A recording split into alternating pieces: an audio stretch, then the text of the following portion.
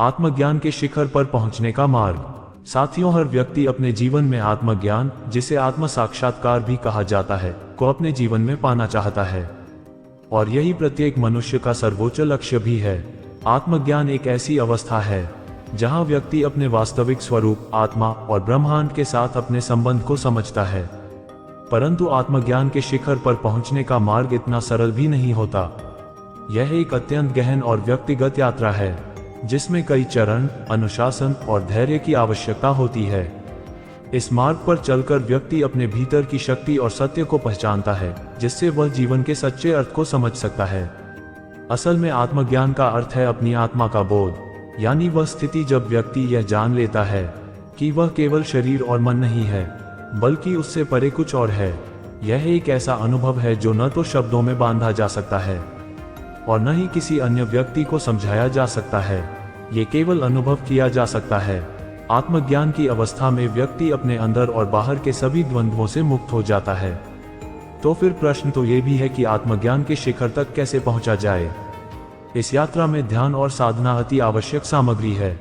ध्यान आत्मज्ञान के मार्ग पर पहला और सबसे महत्वपूर्ण कदम है। ध्यान के माध्यम से व्यक्ति अपने मन को शुद्ध करता है और उसे स्थिरता में लाता है। यह मानसिक शांति प्रदान करता है और व्यक्ति को उसके सच्चे स्वरूप से जोड़ता है। वहीं साधना के बिना आत्मज्ञान की प्राप्ति संभव नहीं होती। साधना का अर्थ है नियमित और अनुशासित रूप से अपने मन और शरीर को आत्मज्ञान की दिशा में समर्पित करना। हमारा ज्ञान ही हमारे आत्मज्ञान का द्वार है। वेद, उपनिषद, भगवद गीता और अन्य आध्यात्मिक ग्रंथों का अध्ययन करके व्यक्ति अपने भीतर छुपे हुए सत्य को पहचान सकता है।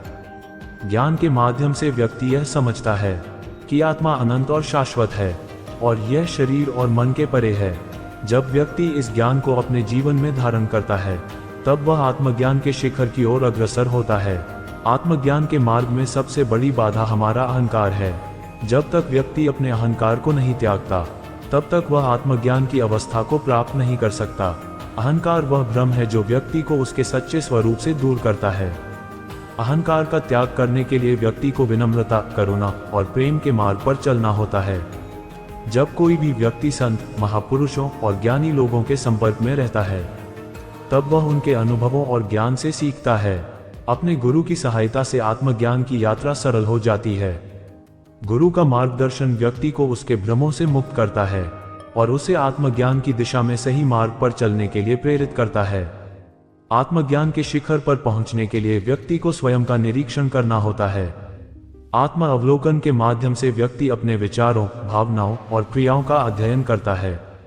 ये प्रक्रिया व्यक्ति को उसकी आंतरिक शक्ति और कमजोरियों के बारे में समझने में सहायता करती है। जब व्यक्ति अपने आप को अच्छी तरह से जान लेता है, तब वह आत्मज्ञान की ओर बढ़ता है। वैराग्य का अर्थ है सांसारिक वस्तुओं और इच्छाओं से दूरी बनाना। यह आत्मज्ञान की दिशा में एक महत्वपूर्ण कदम है। अनासक्ति का अर्थ है किसी भी चीज से जुड़ाव न रखना। जब व्यक्ति सांसारिक वस्तुओं और संबंधों से अनासक्त हो जाता है, तब वह आत्मा के शाश्वत स्वरूप को समझने में सक्षम हो जाता है। प्रेम और करुणा आत्मज्ञान के शिखर पर पहुंचने का एक और मार्ग है। जब व्यक्ति निस्वार्थ प्रेम और करुणा का अभ्यास करता है, तो वह अपने अहंकार को त्याग देता है और आत्मा के शुद्ध स्वरूप के करीब पहुंचता है। प्रेम और करुणा का अभ्यास व्यक्ति को सभी जीवों के प्रति समान दृष्टिकोण अपनाने के लिए प्रेरित करता है, जिससे वह आत्मज्ञान की दिशा में अग्रसर होता है। आत्मज्ञान का शिखर कोई गंतव्य नहीं है, बल्कि यह एक अनवरत यात्रा है। इस यात्रा में धैर्य, अनुशासन और सही मार्गदर्शन की आवश्यकता होती है। जब व्यक्ति इस मार्ग पर ईमानदारी से चलता है, तब वह अंततः आत्मज्ञान की अवस्था को प्राप्त करता है। आत्मज्ञान की प्राप्ति से व्यक्ति न केवल अपने जीवन को सशक्त और अर्थपूर्ण बनाता है, बल्कि वह पूरे समाज और विश्व के कल्याण के लिए भी योगदान देता है।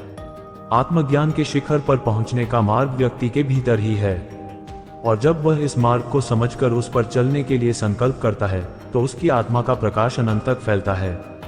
आत्मज्ञान की राह पर चलने वाले प्रत्येक व्यक्ति के लिए आत्मा की 16 कलाओं और 14 विद्याओं की जानकारी प्राप्त करना भी अत्यंत महत्वपूर्ण है। ये कलाएं आत्मा की जागृति के विभिन्न स्तरों को दर्शाती हैं, जो आपको चेतना के उच्चतम शिखरों तक पहुंचने में सहायता करती हैं। जैसे जैसे आप इन कलाओं और विद्याओं को आत्मसात करते हैं, वैसे वैसे आपका आत्मज्ञान बढ़ता जाता है और आप आत्मा की गहराइयों में प्रवेश करने लगते हैं। इस वीडियो में हम आत्मा की 16 कलाओं और 14 विद्याओं की जानकारी देने की अनूठी कोशिश कर रहे हैं, जो आपकी आत्मा को जागृत करने और आपके जीवन को समृद्ध बनाने में सहायक होंगी। आत्मा की 16 कलाएं हमारी चेतना के स्तर को ऊंचा उठाती है। आत्मा की 16 कलाएं ऐसी शक्तियां और गुण हैं जो आत्मा को पूर्णता की ओर ले जाती हैं। ये कलाएं आत्मा की जागृति के विभिन्न चरणों का प्रतिनिधित्व करती हैं, जो आत्मज्ञान के मार्ग पर आपको आगे बढ़ने में सहायक होती हैं। पहली कला है हमारे सुनने की कला। ये कला हमें सुनने की शक्ति देती है, जिससे हम ब्रह्मांड के सूक्ष्म संदेशों को समझ सकते हैं। दूसरी कला है दर्शन शक्ति, जिसे हम देखने की कला कहते हैं। इस कला से हम वास्तविकता की गहराई में देख सकते हैं और जीवन के रहस्यों को जान सकते हैं। तीसरी है हमारी स्पर्श शक्ति, यानी महसूस करने की कला। ये कला हमें स्पर्श के माध्यम से जीवन के सूक्ष्म अनुभवों को समझने में सक्षम बनाती है। चौथी है स्वाद शक्ति, जिसे हम चखने की कला कहते हैं। इस कला के माध्यम से हम विभिन्न अनुभवों का स्वाद ले सकते हैं और उनसे सीख सकते हैं। पांचवी है सूंघने की कला। ये कला हमें सूक्ष्म जगत की गंधों को पहचानने और उनके माध्यम से जीवन की समझ विकसित करने में सहायता करती है। छठी कला है हमारी विचार शक्ति, सोचने की कला। ये कला आत्मा को विचारों के सही दिशा में मार्गदर्शन करने में सहायक होती है। सातवीं कला है अपनी अभिव्यक्ति की शक्ति, व्यक्त करने की कला। इस कला के माध्यम से हम अपने विचारों और भावनाओं को सही तरीके से व्यक्त कर सकते हैं। आठवीं है निर्णय शक्ति, फैसला करने की कला। ये कला हमें सही और गलत का निर्णय लेने में सक्षम बनाती है। नौवीं है सृजन शक्ति, निर्माण की कला। इस कला के द्वारा हम अपनी रचनात्मकता को साकार कर सकते हैं। 10वीं कला है ध्यान शक्ति, ध्यान करने की कला। ये कला हमें ध्यान के माध्यम से आत्मा की गहराइयों में जाने में सहायक होती है। 11वीं है धैर्य शक्ति, सहन शक्ति की कला। ये कला हमें धैर्य और सहन शक्ति के साथ जीवन की कठिनाइयों का सामना करने की क्षमता प्रदान करती है। 12वीं है संतोष शक्ति, संतोष की कला। इस कला के माध्यम से हम जीवन में संतोष और शांति प्राप्त कर सकते हैं। 13वीं है प्रेम शक्ति, प्रेम करने की कला। ये कला हमें निस्वार्थ प्रेम की शक्ति को समझने और उसे अपनाने में मदद करती है। 14वीं है करुणा शक्ति, दया की कला। इस कला के माध्यम से हम दूसरों के प्रति करुणा और दया का भाव विकसित कर सकते हैं। 15वीं है समर्पण शक्ति, समर्पण की कला। ये कला हमें ईश्वर के प्रति पूर्ण समर्पण के भाव से जोड़ती है। 16वीं है मुक्ति की शक्ति, मुक्ति की कला। यह अंतिम कला आत्मा को मुक्ति के मार्ग पर ले जाती है, जिससे हम जीवन और मृत्यु के चक्र से मुक्त हो सकते हैं। इन कलाओं के साथ साथ 14 विद्याएं भी आत्मज्ञान प्राप्त करने के लिए अत्यंत महत्वपूर्ण हैं। ये विद्याएं वह साधन है जिनके माध्यम से हम आत्मज्ञान की प्राप्ति कर सकते हैं। वेद, जीवन के सत्य को जानने के लिए वेदों का अध्ययन करना अनिवार्य है। वेद हमारे अस्तित्व के मूल सिद्धांतों को समझने का मार्ग दिखाते हैं। योग, आत्मा और शरीर को संतुलित रखने के लिए योग की विद्या का अभ्यास आवश्यक है।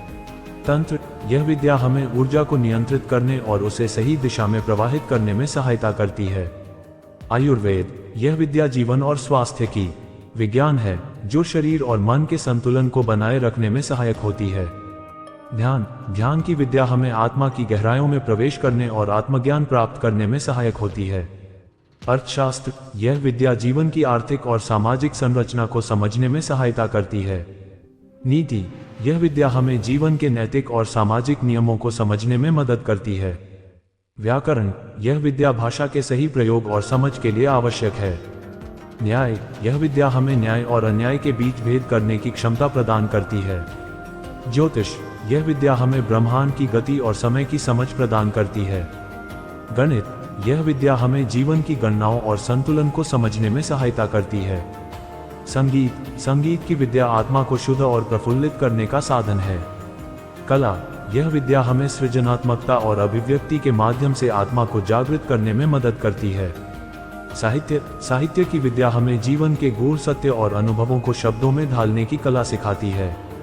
आत्मा की 16 कलाएं और 14 विद्याएं दोनों ही आत्मज्ञान की राह पर चलने वाले के लिए अत्यंत महत्वपूर्ण हैं। ये हमें जीवन के उच्चतम शिखरों को प्राप्त करने, आत्मा की गहराइयों में जाने और अपने अस्तित्व के सत्य को समझने में सहायक होती हैं। जब हम इन कलाओं और विद्याओं को आत्मसात कर लेते हैं, तब हम जीवन की उच्चतम संभावनाओं को प्राप्त कर सकते हैं और अपने आत्मा को पूर्णता की ओर ले जा सकते हैं। इसलिए जो भी आत्मज्ञान के मार्ग पर अग्रसर है, उसे इन कलाओं और विद्याओं का गहन अध्ययन और अभ्यास करना चाहिए।